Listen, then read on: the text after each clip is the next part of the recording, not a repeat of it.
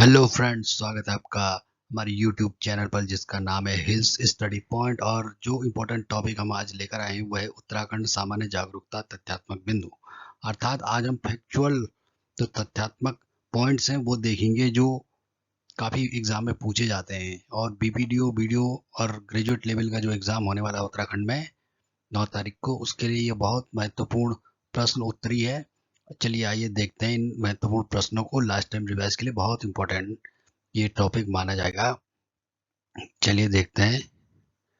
पहला इसमें उत्तराखंड भारत का कौन सा राज्य है। वन लाइनर है, सीधे सीधे याद करना है आपको। तो यह है 27वां राज्य। दूसरा है उत्तराखंड हिमालय के किस भाग में स्थित है। तो यह है पूर्व मध्य हिमालय, पूर्व मध्य भाग में। तीसरा है उत्तराखंड के प्रथम मुख्यमंत्री कौन थे। तो ये थे नित्यानंद स्वामी। चौथा बिंदु है उत्तराखंड हाईकोर्ट के प्रथम चीफ जस्टिस कौन थे। तो जी हाँ, ये हैं जस्टिस ए देसाई। पांचवा, राज्य का कितना प्रतिशत भाग पर्वतीय है। हिल एरिया कितना है राज्य का। तो 86.07%। छठवां बिंदु है उत्तराखंड का सर्वाधिक क्षेत्रफल वाला जिला है। तो यह है चमोली। कई बार पूछा जाता है, तो इसका उत्तर है चमोली। सातवां है 2011 की जनगणना के अनुसार राज्य में पुरुष व महिला साक्षरता है कितने प्रतिशत है। तो अगर हम पुरुष साक्षरता की बात करें तो यह 87.82%। और महिला साक्षरता की बात करें तो 70%।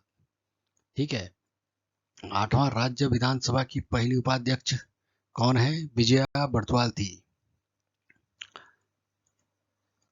चलिए चलते हैं अगले बिंदु पर। नौवां प्रश्न है उत्तराखंड का सबसे बड़ा हिमनद है गंगोत्री। कई बार ये पूछा जा चुका है पिछले एग्जाम्स में। उत्तराखंड के सर्वाधिक व सबसे कम क्षेत्रफल वाले जिले हैं। अगर सर्वाधिक क्षेत्रफल की बात करें तो उत्तर चमोली का सबसे बड़ा क्षेत्रफल है, और सबसे छोटा क्षेत्रफल जो है वह है चंपावत जिले का। 11वां, उत्तरांचल में एक ग्राम सभा की स्थापना की जाती है। किसके द्वारा की जाती है। तो ये की जाती है राज्य सरकार द्वारा। 12वां, राज्य के कुल कितने राष्ट्रीय राजमार्ग हैं। राज्य में कुल कितने राष्ट्रीय राजमार्ग हैं। तो इसका आंसर है 15। डायरेक्ट क्वेश्चन है और इनके आंसर हैं। राज्य में कुल कितने राष्ट्रीय राजमार्ग हैं, नेशनल हाईवेज। तो वह है 15।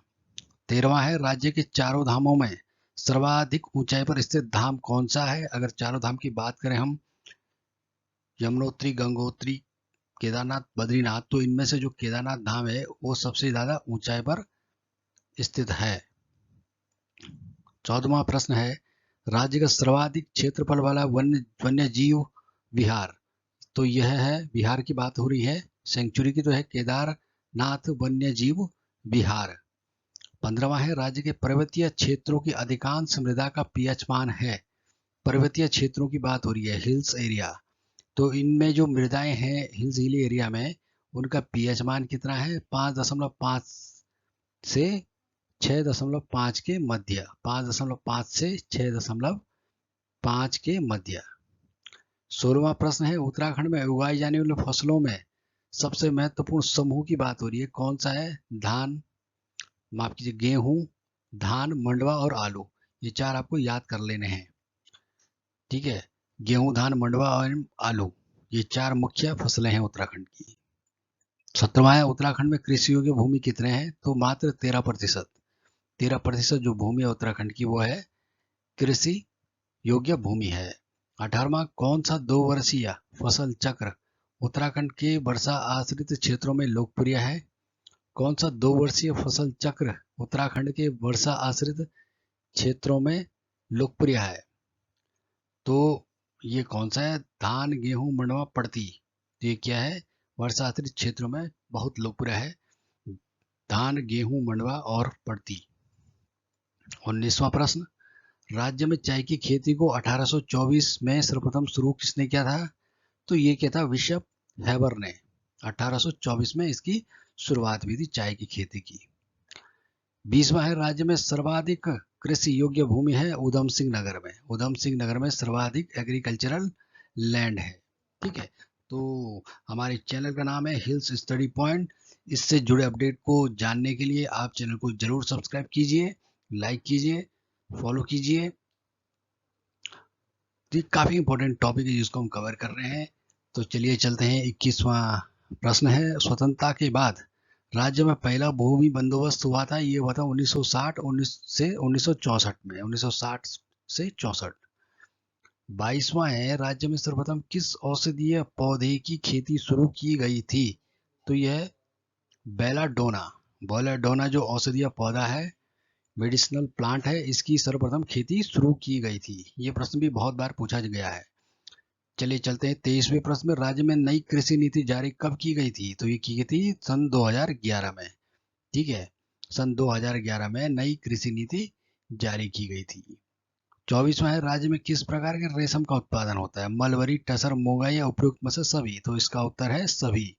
मलबरी भी होता है, टसर भी होता है, मोंगा भी होता है। तो तीनों प्रकार के जो रेशम है वो यहाँ पर उनका उत्पादन किया जाता है। चलिए चलते हैं अगले प्रश्न पर, 25वें में। जिला चाय उत्पादन हेतु प्रसिद्ध है, कौन सा जिला है? तो नैनीताल ऑप्शन में होगा, तो क्लिक टिक कर देना उस पर। अगला है, राज्य में समृद्ध डेयरी विकास परियोजना कब से चलाई जा रही है? Integrated dairy development schemes. तो ये चलाई जा रही है, प्रोजेक्ट कब से चलाई जा रही है? 2000 सन 2002 से 3। ठीक है, ये इसका सही उत्तर है। 27वां, मत्स्य नीति लागू करने की पहल करने वाला उत्तराखंड देश का पहला राज्य है। ठीक है, और यह नीति लागू की गई थी सन 2002 में, मत्स्य नीति। 28वां है, राज्य की सबसे पुरानी यानी कि 1854 में बनी है नहर, वो कौन सी है? तो ये ऊपरी गंगा नहर। 29वां है, राज्य में प्रथम रेल पथ का निर्माण 1884 में किया गया था। तो कहाँ क्या वो पथ कौन सा था? तो ये था किच्छा से काठगोदाम तक का। किच्छा से काठगोदाम तक का जो रेल पथ है वो उसके निर्माण 1824 में किया गया था, और ये राज्य का पहला रेल मार्ग था। 30वां है, राज्य में नई औद्योगिक नीति इंडस्ट्रियल पॉलिसी की घोषणा की गई, ये की गई जून 2003 में। जून 2003 में राज्य में नई औद्योगिक नीति की घोषणा की गई थी। चलिए चलते हैं 31वें प्रश्न पर, राज्य की सबसे पुरानी सूती वस्त्र मिल है?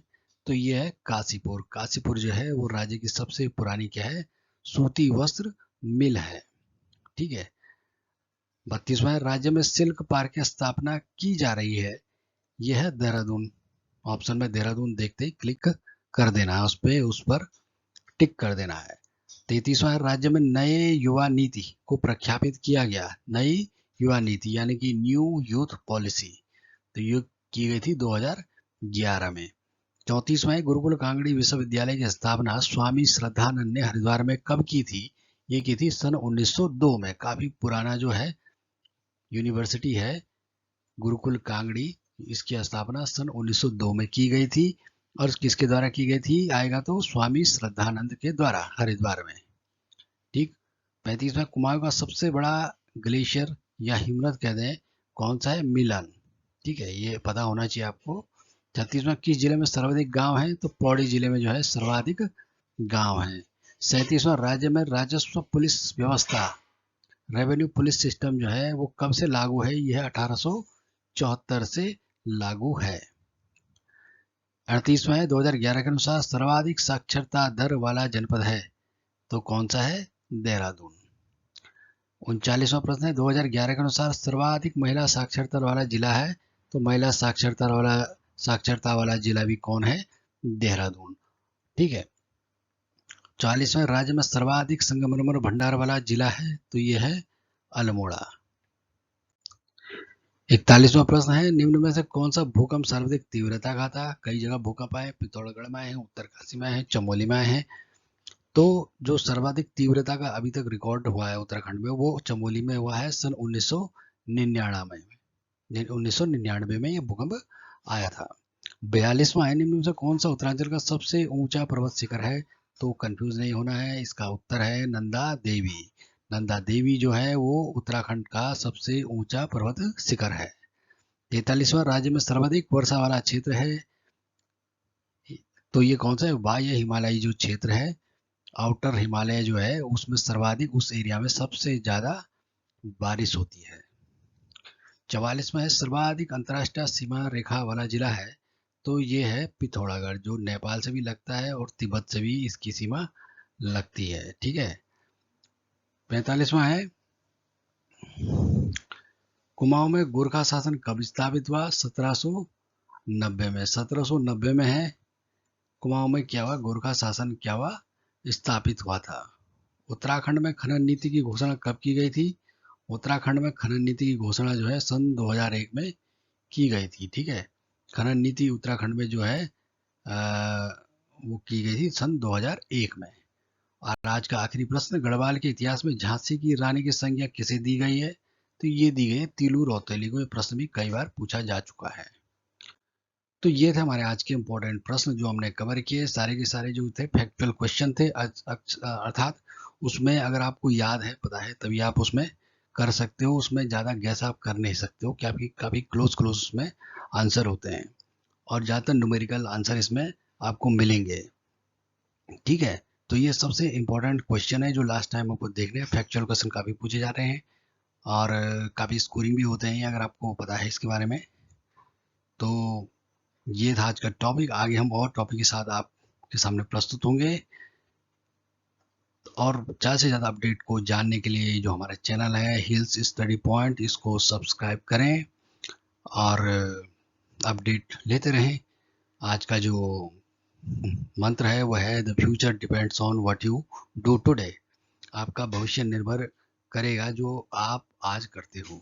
आपके आज में ही आपका फ्यूचर बसा हुआ है, यानी कि जो आप आज करोगे वो आपके फ्यूचर को प्रभावित करेगा। बहुत बहुत धन्यवाद हमसे जुड़ने के लिए। धन्यवाद।